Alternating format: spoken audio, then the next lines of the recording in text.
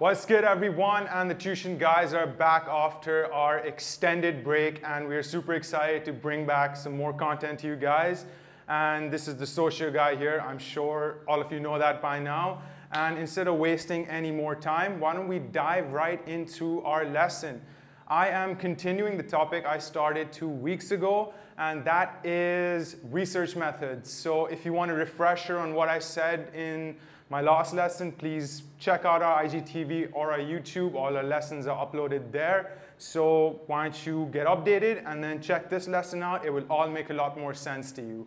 So the first thing that we're going to tackle, and I hope you can see all of this on the board, is questionnaires. And this is a very, very simple topic. It's a very easy topic to understand as well. We have 3 different kinds of questionnaires. These are the closed or pre-coded questionnaires, open-ended questionnaires, and lastly our self-completion, or otherwise known as postal questionnaires. So if you see the word postal questionnaire in your book or your exam paper, don't freak out, it's the same thing. And if you see the word pre-coded or closed questionnaire in your exam paper, again, that doesn't mean you freak out, it's just a different way of saying the same thing. So why don't I explain what each of these questionnaires is, and then we'll dive into some of these hidden strengths and limitations which are behind me for the moment. So a closed or pre-coded questionnaire, what does that mean to you? That basically means that the interviewer or the person who made this questionnaire has given a preset number of questions. That could be 10 questions, 5 questions, whatever. And the answers are also preset. You have a limited range to choose from. So this is, in other words, kind of like an MCQ. You know, everyone's done these in their lifetime. You've given or filled out tons of these in your lifetime. A most common example for this would be you go to a restaurant and they give you that little card that says, are you satisfied with the service? So there are a couple of questions and you simply just tick off good, satisfactory, garbage, whatever their metric is, and they want to just know bits and pieces of this quantitative information from you. So as a written, you have limited choice. And these also take the shape and form of yes and no questions. So maybe someone is doing some particular research and they want to just know whether or not you think as a layperson that there's a link between drug abuse and depression. And they say yes, no, maybe. You don't have any options. It's just these 3 things. Even if you want to explore your idea, you're not given the opportunity to. You just simply have to tick that box off or circle that particular choice. Now, coming back to our point of not having choice, that is where open-ended questionnaires come into play. Now, open-ended questionnaires basically, again, you have a preset number of questions. That could be whatever number the interviewer or the researcher has set.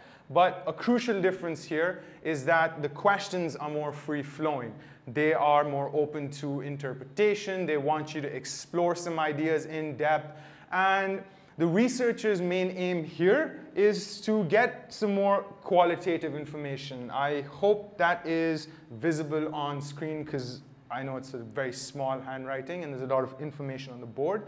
But like I said, the goal here is to get more qualitative information.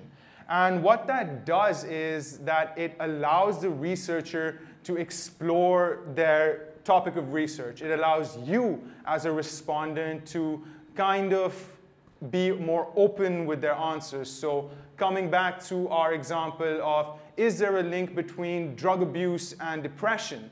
So instead of the respondent simply saying that yes, no, maybe, they'll ask you why. Why do you think this is? Is it because drug abuse can lead to depression, or can depression lead to drug abuse? Or are there more external factors to that? So they want to know the causes, the whys, the hows behind things, not just simply this yes, no, is there a connection, maybe, and then make a generalization.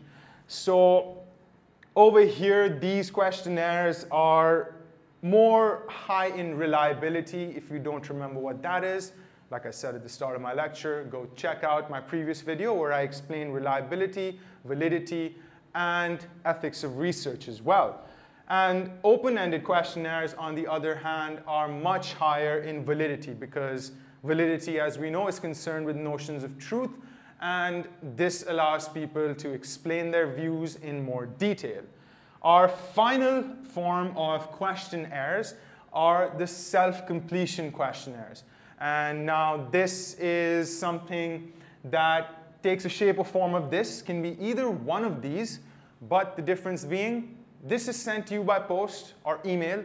If any of you open your spam folders on Gmail or whatever service you use, you'll find a lot of questionnaires from whatever company you gave your email to when you're purchasing something. Like I get a lot of emails from American Eagle telling me, oh, fill out the survey and win like a chance to get a $30 gift card. So they'll send these things out to you, and you're at your own leisure to fill this survey out, this questionnaire out. And this, though, suffers from a pitfall, which is low response rate. That is, you and I, both of us, we couldn't be bothered to fill out one of these questions if you get in the mail. And Gmail also knows that because it goes straight in our spam folder. It's pretty much useless. No one wants to fill that out. So having explained this, I would like to move down onto a couple of limitations and strengths. And as I said earlier, pre-coded questionnaires are higher in reliability. Another advantage of self-completion questionnaires here, I hope you can see this, is that it reaches a larger audience. You're sending this by post, and you're sending this by mail, so you can get names of thousands of people and just mail it out, and that's at a significantly cheaper cost as well. And like I mentioned earlier, open-ended questions allows the respondent to explore their ideas in more detail, and it also allows the researcher to explain some questions if things are unclear a bit. Now, limitations for some of these are previously mentioned, low response rate here, and they can be costly because in order to administer these, some of these questionnaires are done out in the field. So you need people or well-experienced researchers to go out to administer the questionnaire, go up to people, speak to them, talk to them, and not everyone is open to talking to a stranger, telling them to fill out a piece of paper. So you need someone who can approach people, someone who will take out their time in the day and do this for the researcher. So all of that adds up to your costs. And this is very true for this and this because again, these are done on paper in a physical form, so all of those logistical costs have to be taken into account. And this, on the other hand, another strength for this is that it's cheaper because you're sending it by mail and post, and email is pretty much free, and the charges are nominal. So that pretty much covers a very, general explanation of what questionnaires are. I will take out a second video covering interviews, and after that, might cover something on observation, covert and overt. I hope you enjoyed this lesson and stick around. Another video for unstructured and structured interviews and all of that jazz will be coming soon. Take care.